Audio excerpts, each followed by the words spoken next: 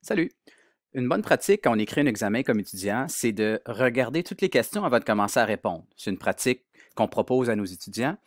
Dans cette vidéo, je vais vous montrer comment organiser notre questionnaire en ligne avec ST pour s'assurer que l'étudiant puisse le faire, donc qu'il y ait une vue sur toutes les questions avant de commencer à répondre.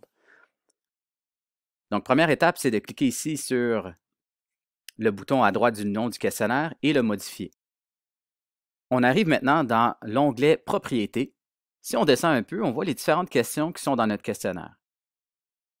Si, comme plusieurs, vous avez mis une question par page, vous allez voir que la question est là. Ensuite, il y a une ligne bleue, qui veut donc dire que pour passer à la question 2, l'étudiant doit passer de la page 1 à la page 2.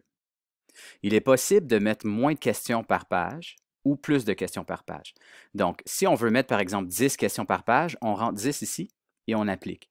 Là, on va voir que les petites lignes bleues vont disparaître et après la question 10, la petite ligne bleue va réapparaître. Donc là, l'étudiant peut regarder toutes les questions de 1 à 10 et décider quelles questions répondre. L'autre chose qu'on peut faire, si on voit ici que finalement on a 37 questions, je pourrais dire ici 37 et faire en sorte que toutes les questions se retrouvent sur une page. Donc si je descends ici, là je vois qu'il n'y a plus de ligne bleue.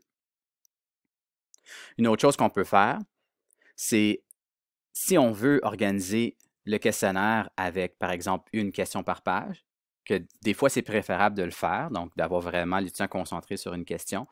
Une des choses qu'on recommande par contre, c'est de ne pas cliquer ici « Empêcher le retour ». Donc l'étudiant pourrait au moins naviguer à travers le questionnaire et décider quelle question qu'il veut répondre avant de commencer les autres. Donc assurez-vous de ne pas cliquer sur « Empêcher le retour » à une page précédente si vous préférez limiter le nombre de questions par page.